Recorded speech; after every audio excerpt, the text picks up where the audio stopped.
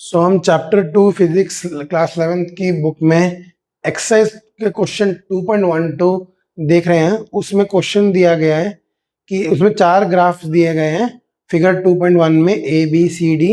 इसे पता करना है कि कौन से वैलिड ग्राफ है कौन से वैलिड ग्राफ नहीं है। तो ये है पोजीशन और ये है टाइम। तो याद रखो कि टाइम को तो टाइम हमेशा बढ़ता ही रहता है, ठीक है। जब मेजर किया टाइम उसके हमेशा पॉजिटिव डायरेक्शन में मूव करता ही रहता है। तो याद रखो, और एक टाइम में एक से ज्यादा जगह पे पोजीशन नहीं रह सकता। तो जैसे कि टाइम अगर सपोज हमने ये लिया, अब इसमें पोजीशन देखना है हमें,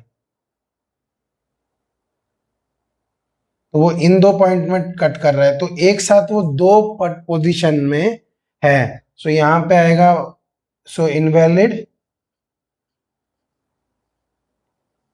because the object can't be at the same position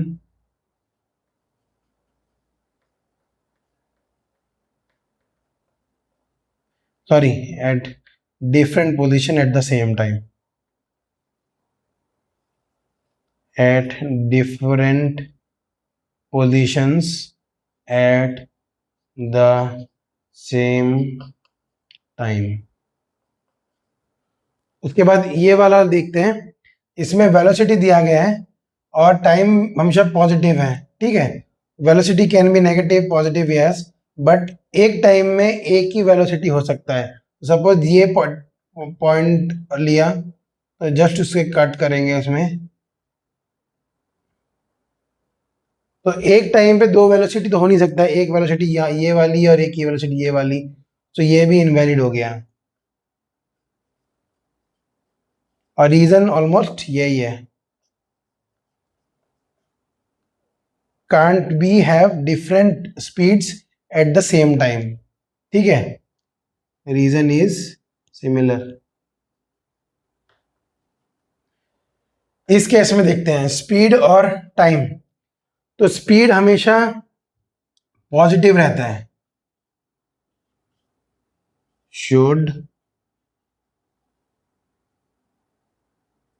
B positive all. तो पॉजिटिव क्यों? क्योंकि या तो डिस्टेंस 0 होगा या तो सम पॉजिटिव वैल्यू होगा, चाहे वो रिवर्स में चाहे वो पॉजिटिव में जाए, चाहे वो रास्ता को रिपीट करते जाए, हमेशा टोटल जो पाथ होगा वो एड अप होता ही रहेगा।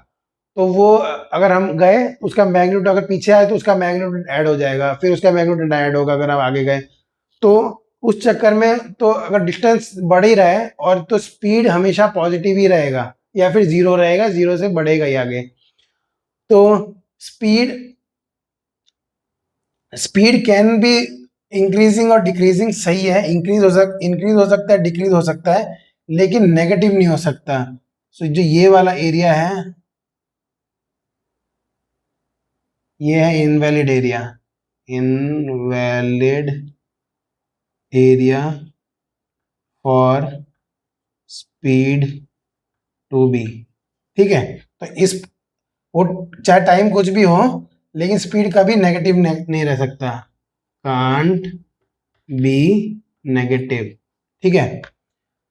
अब टोटल पाथ लेंथ, अगर हम किसी चीज को ऐड करते जाएं, ठीक है, और हमेशा पॉजिटिव नंबर ही ऐड करें, क्योंकि हम मैग्नीट्यूड ऐड कर रहे हैं, हम क्या कहते हैं डायरेक्शन के बेस पे उसको सब्ट्रैक्ट नहीं कर रहे हैं अगर वो अपोजिट डायरेक्शन में जा रहा है। तो just in case total path length जो होता है वो हमेशा बढ़ना चाहिए। सो इट शुड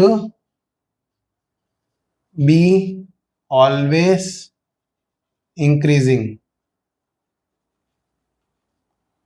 जो कि इस केस में नहीं है। यहाँ पे इंक्रीजिंग हो रहा है, यहाँ पे डिक्रीजिंग हो रहा है और यहाँ पे इंक्रीजिंग अगेन हो रहा है। तो ये पार्ट इनवैलिड है, ठीक है।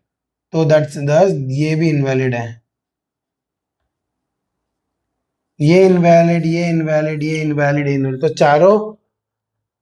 चारों ग्राफ्स गलत हैं, जो हो नहीं सकते बेस्ड ऑन देयर वाई, क्या कहते हैं, जो y का जो जो जो भी फंक्शन है, जैसे ये इसमें पोजीशन है, इसमें वेलोसिटी है, इसमें स्पीड है, इसमें डिस्टेंस है, so that's why they can not be valid in all four cases. So let's move to next topic. अब हम आते हैं अपने नेक्स्ट क्वेश्चन पे.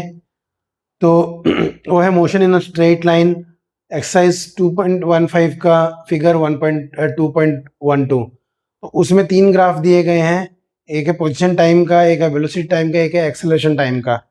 तो हमें तीनों को समझते हुए बताना है कि इनमें से मतलब ये वाले केसेस रियल फिजिकल वर्ल्ड में कब कब अकर हो सकते हैं. तो कब अकर होगा कि उनका ग्राफ ऐसा बने.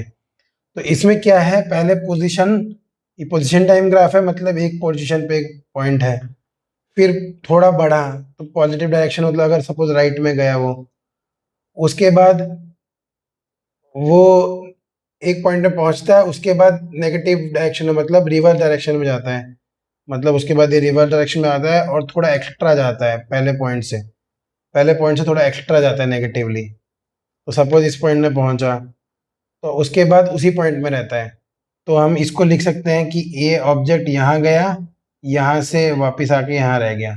ठीक है. तो इसका मतलब इसको हम लिख सकते हैं. तो हम इसका एग्जांपल क्या लिख सकते हैं, ball rolled towards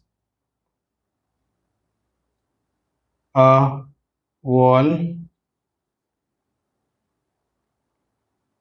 bounces back. एक बॉल की जगह तुम खिलौने वाली गाड़ी भी लिख सकते हो, कार वो लग के थोड़े पीछे आ सकते हैं, लेकिन ball is more probable to come back. ठीक है. Bouncing back to bouncing back bouncing back bouncing back ही है यहाँ पे, उसकी क्या लिख.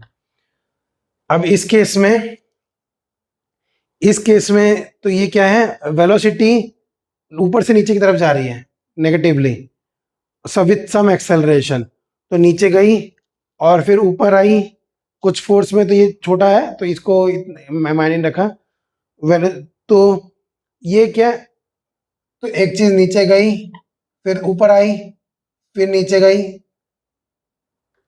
फिर नीचे गई, फिर ऊपर आई, फिर नीचे गई, फिर ऊपर आई, फिर नीचे गई, फिर ऊपर आई, फिर नीचे आ गई. तो ये कब होता है, जब हम बॉल को ऊपर से छोड़ते हैं, तो वो ऊपर से जाते नीचे, ऐसे ऐसे ऐसे ऐसे ऐसे ऐसे करके रह जाता है फिर. तो सिमिलरली ये है बॉल बाउंसिंग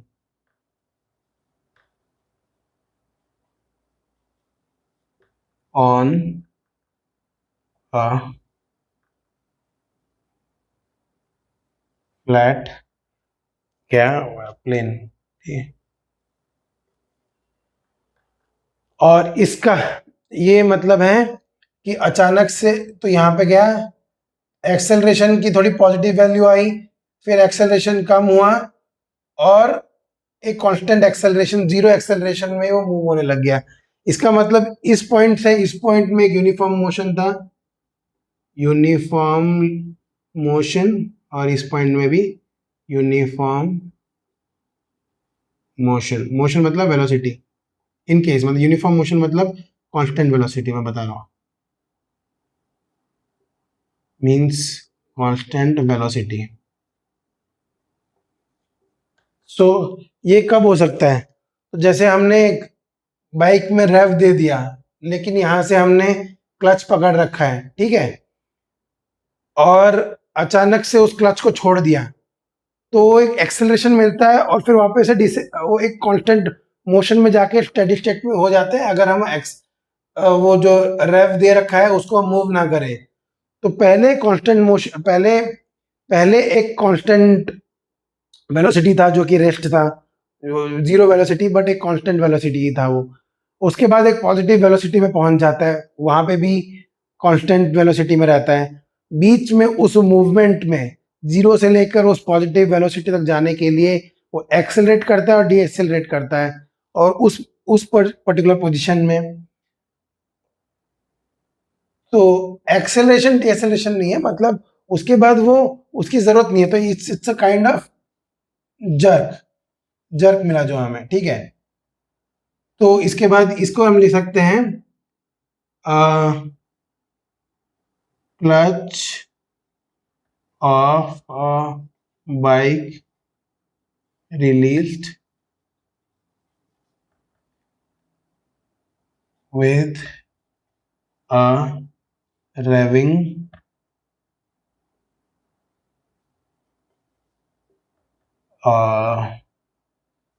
throttle, ठीक है। और भी रीजन और ठीक है, तो ये सबके एक एक एग्जाम्पल हो सकते हैं। तो इसका एग्जाम्पल ये है, इसका एग्जाम्पल ये है। So that's all for this class. Thank you and have a nice day.